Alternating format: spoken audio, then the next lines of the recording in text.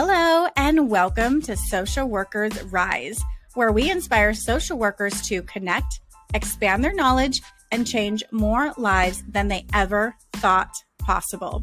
We will talk everything social work on every level from micro to macro. We are going to hear stories of social workers who are doing big things, learn new skills, and most importantly, give you actionable steps to make a difference today. Let's go.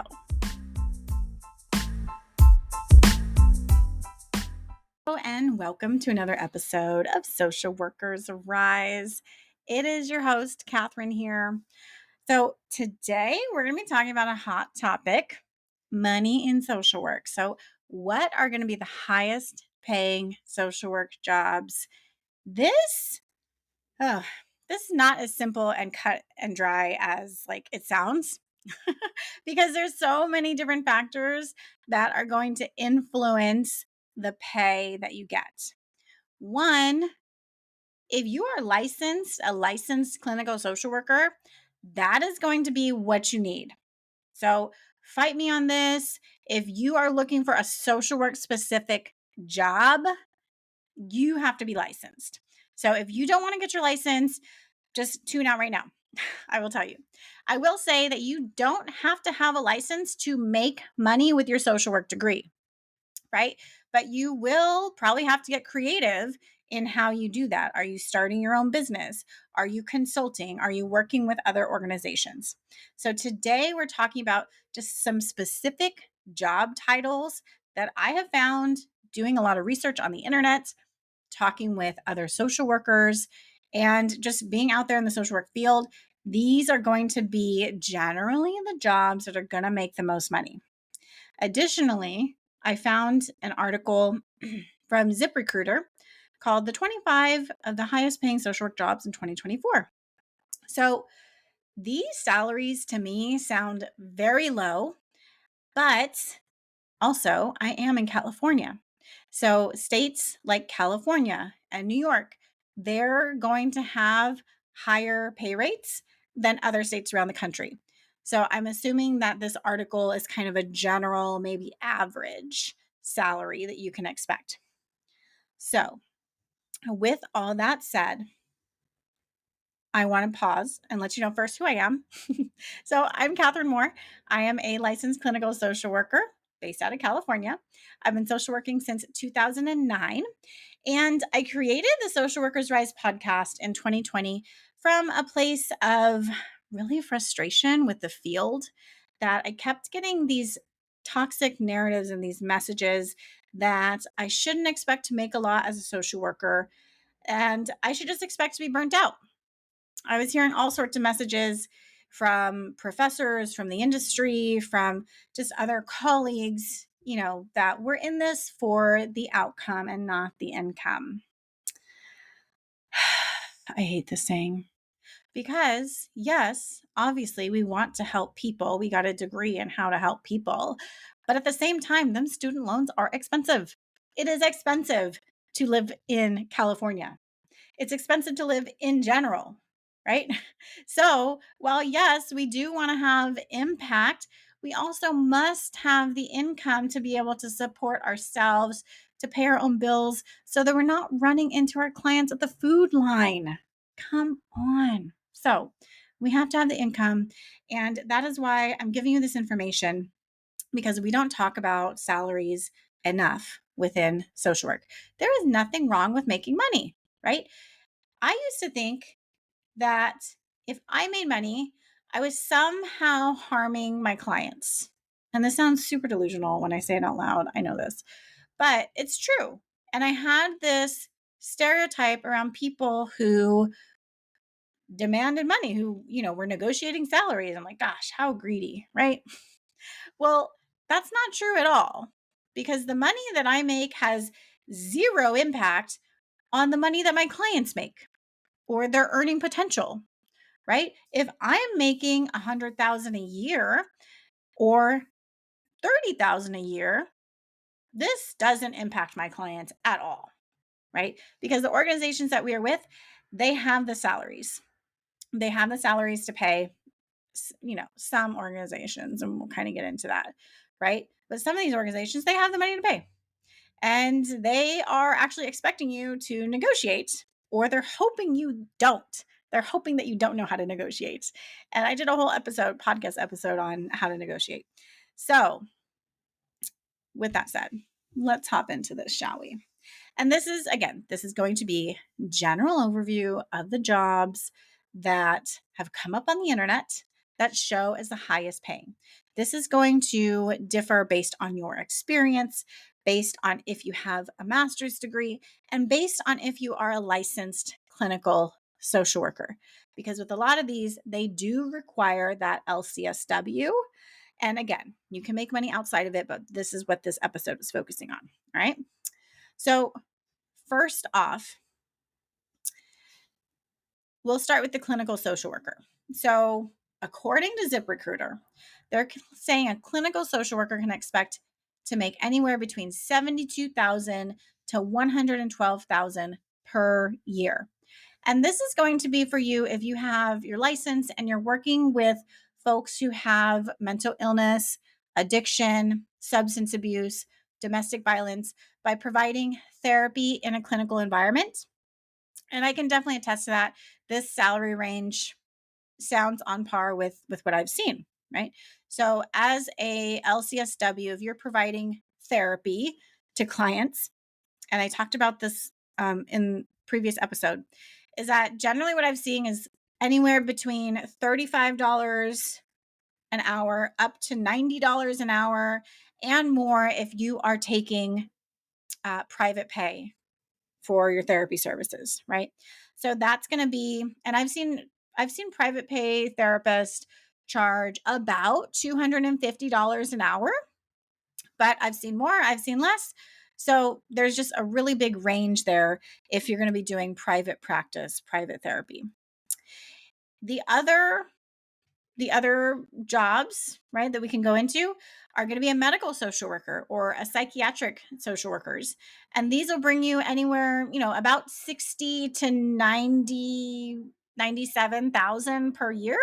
That's a big range. So again, this is going to be depending on where you live, your negotiation skills, all of those things, your experience, how you can communicate the value that you bring. So medical social worker, psychiatric social workers, definitely really, really big because these are within the medical settings. Hey, it's Catherine here. I hope you are enjoying this episode. We're going to take a quick break to listen to these ads from our sponsors. Have your clients had a hard time finding a therapist through their health plan? The National Union of Healthcare Workers is the nation's largest union of private sector behavioral healthcare providers and a leader in the fight for mental health parity. This year, NUHW is working with allies to ensure that health plans maintain accurate, up-to-date listings of in-network providers. By eliminating so-called ghost networks, we can ensure that patients get timely access to care by finding mental health providers who are actually available and covered by their plan. Learn more at nuhw.org/networks. The next time you need continuing education units, I highly recommend the Therapist Development Center.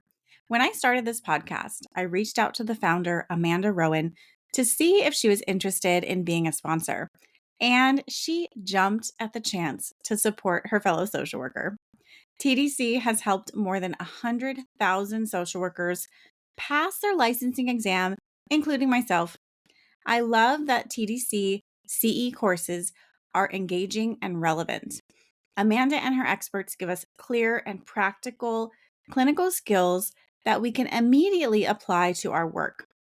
Some of my favorites are the Edge of Life Suicide Prevention course, where Amanda shares her personal experiences, and their They Did What? Law and Ethics course that looks at real cases where therapists face formal disciplinary actions. They also have a great telehealth course. We are legally required to take continuing education to increase our competence, and most other courses out there don't actually teach the material in a way that we can learn it, but TDC does. You can also check out the links in the show notes.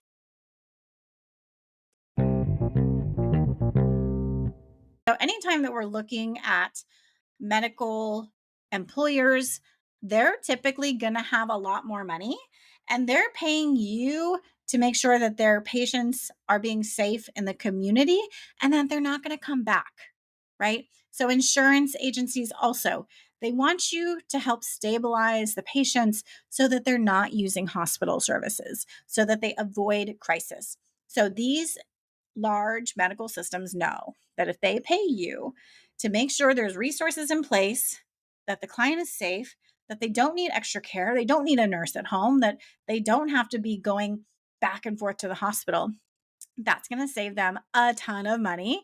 So they're going to pay you accordingly. So, medical social work. The other area that I've seen pay really well is school social workers. So, here in California, our governor has made it to where every public school needs a social worker, which is great. High demand for school social workers. And they will also pay because, again, they know that if you're able to stabilize the family, stabilize the kids, that when they go to school, that school gets money for them, right? And I hate to say it, but it is all about the money. These systems are paying social workers because we help, one, we help their clients or their whoever consumer, right? And two, when their consumer is helped, then they get more money. So, like it or not, that's how it is. School social workers make pretty good money. And I've seen anywhere from like 60 per year and more up to like 112 for being a licensed clinical social worker based in the school. Again, that's a huge range. So do your research. And often, too, they do require, sometimes they might require advanced licensure in order for you to be a social worker in a school. But I also, here's another caveat. If you wanted to get experience as a school social worker, you can also look into, well, California. California has this program where they're hiring and training coaches. And that application period is coming up, April 2024. So go back a couple episodes and listen to that about, becoming a coach. So that's a California specific program. Your state might have something similar. So, let's recap. Licensed clinical social worker doing therapy, medical social work, school social work. If you are in any kind of administrative position, then that's going to bring you in more income as well.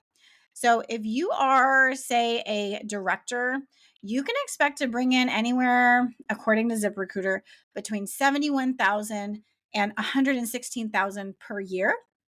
Again, I think that might be a little low, especially if you're working in places like a medical setting or with the government. I have seen that social workers will bring in more than 116,000 per year. But again, you're probably going to have to be licensed because you're going to be supervising other mental health professionals.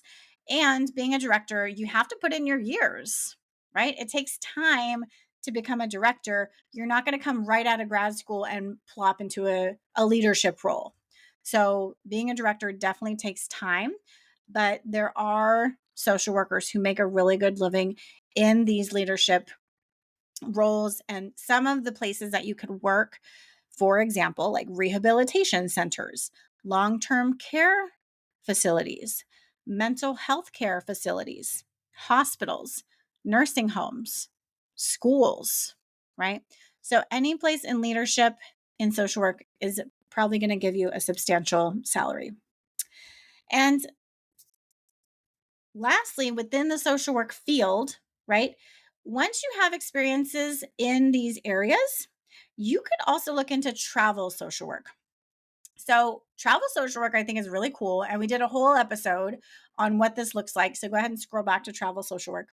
But what I've seen a lot is postings for medical social workers and also for school social workers. And a lot of times they do require you to be licensed. And what these typically look like is it'll be a set period of time. So typically 6 to 12 weeks where you go on a travel assignment. And the salaries that I've seen, oh my gosh, between 2 to 4,000 a week. A week. That's a lot of money. So that is something to also consider and to look into is travel social work. A lot of times there's placement agencies that you can connect with. They shouldn't be charging you money because they should be getting paid by the employer. Like, for example, my hospital. Oh my gosh, I was so mad. I'm going to tell you this story.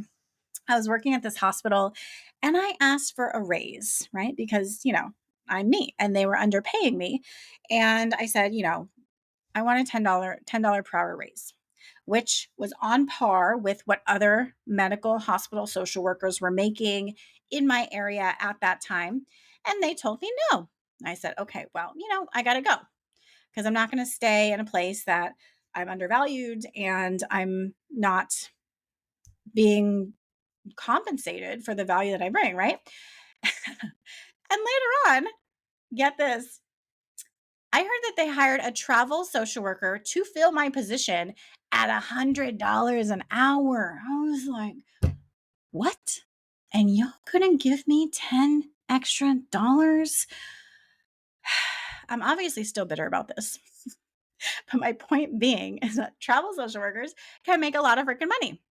So, also to keep into take into consideration that you may be a scab. So, meaning if people go on strike, that might be an opportunity for, I don't endorse that, but you do what you got to do, right?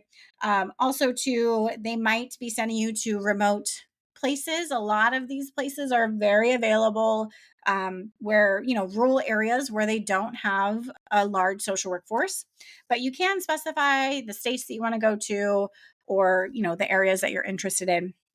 So definitely consider that. My last area that I want to mention for ways to make money as a social worker is not necessarily as a licensed social worker, but look into areas that are more corporate. So there are what you call corporate social workers, right? And so they're working in obviously corporate settings, doing tasks that are similar to social work, like similar to case management, but they might call it like customer representative or like a client management or something like that, right? So there are specific social workers and organizations who offer this type of coaching, who are help you transition from social work into the corporate environment if that's something that you're interested in. And the salaries for this, I did a couple episodes. We did an episode on corporate social work and also on macro social work, and their salaries are really nice. $100,000 per year is not out of the question. So if that's something that you are open to and interested, go back, listen to those episodes. I know you can get a lot of really great information there. So I think that covers most of the highest paying jobs. I will put in the link to this article that I'm looking at. But again, this episode is based on the article and my own personal conversations with other social workers. So if this was helpful for you, or if it inspired you, or got you to think a little bit more creatively about the possibilities for your own career, go ahead and share it. You can share it on social media, tag me, Social Workers Rise. Go ahead and share it with a friend, text it to a friend. We are all about sharing this information, especially as graduation season comes up. Share it with a upcoming grad so that they know what their options are, right? So they know, do I want to get licensed? Do I, are these jobs that I would want to start? And you can start a lot of these jobs right now, right? Straight out of grad school, straight out of your bachelor's. You can definitely start getting into these fields with the entry level jobs and start making really good money, hopefully ASAP, but for sure within a couple of years, especially if you're pursuing licensing. So with that, my friend, I thank you so, so much for being here, and we'll talk soon.